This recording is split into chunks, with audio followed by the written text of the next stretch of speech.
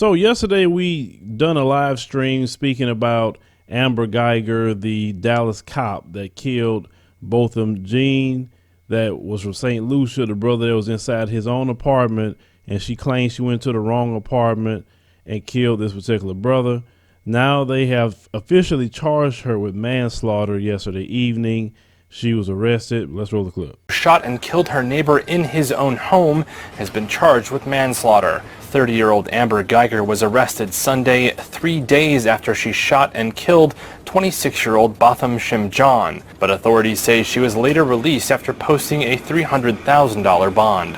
The shooting happened late Thursday evening. Guyger had just finished a late shift when she mistakenly entered John's apartment, thinking it was her own. At the time, she was still in her uniform. When people saw her in the public, they believed they were looking at a police officer. And that's critically important because that gives her access, that gives her, in a lot of ways, deferential treatment to the public.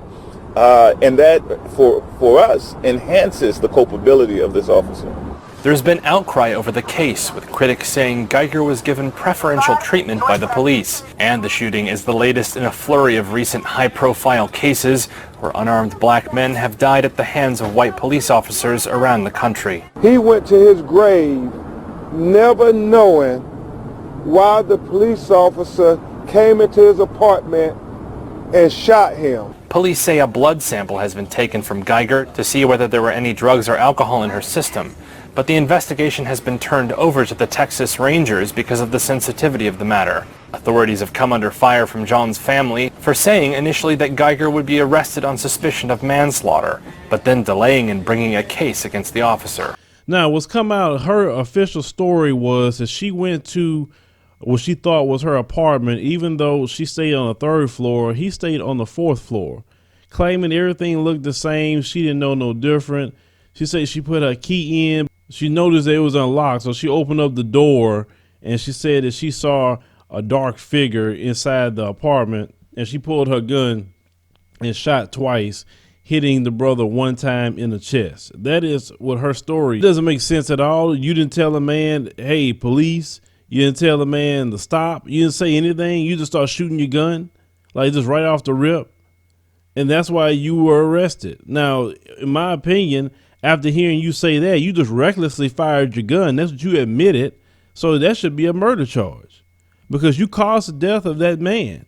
Manslaughter is saying that you caused the death, but you didn't do it intentionally. You intentionally pulled your gun to kill this man. You did that. And it was based off of your mistake, not his mistake. He was in his own house. He wasn't at your house. So yes, I do agree now after hearing what you say about what you chose to do, that it should be definitely a murder charge. Manslaughter is completely wrong in this case, in my opinion. But they slapped her with manslaughter. She got a $300,000 bond. And guess what, ladies and gentlemen? As soon as she went in, she went right back out. Now, that's extremely frustrating because she didn't even sit in jail, not even a day. And I always wonder when these cases happen and you see these white folks, they go to jail, they immediately bond out quick. So I'm trying to figure out, is the police union paying these bonds or who's paying their bonds? Because you got to think about it. Cops don't make a lot of money. If you really know their salaries, it is not financially feasible to be a cop. It's not. For what you deal with the job, it's not. But, you know, it's not about the money. It's about power in the system of white supremacy. So they will take a job that's less money. They would do it even in the private sector.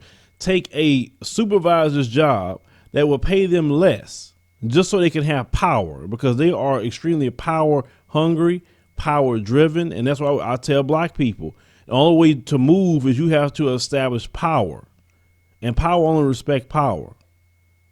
And until we take the same approach about seeking power, even at the expense of some money at times, that's the only way we can move some things. But they just bond right out every time, no matter what the bail is for the most part. And if you know anything about the bail system, it's $30,000 that they had to come up with to bail her out. And so now she's out, she's at home, whatever she's doing, who cares? But she did not get a murder charge. That's extremely, extremely disappointing in this case.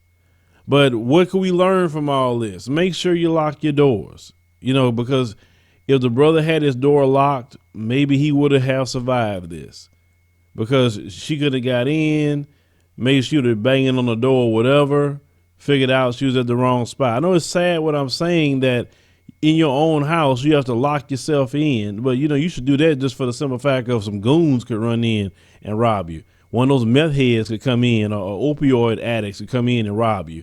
So, you don't want to just leave your doors open. At least in this day and time, you just don't want to do that. I don't care how safe you feel your neighborhood is or your apartment complex is. You should always lock your doors at all times, because, he was killed literally by a criminal. Even though this criminal had on a badge, he was killed by a criminal. And she's going to go and cry. She's going to do the white woman tear thing and trying to get sympathy, because that's a manipulation tactic that a lot of white women do, that crying. They put on the waterworks.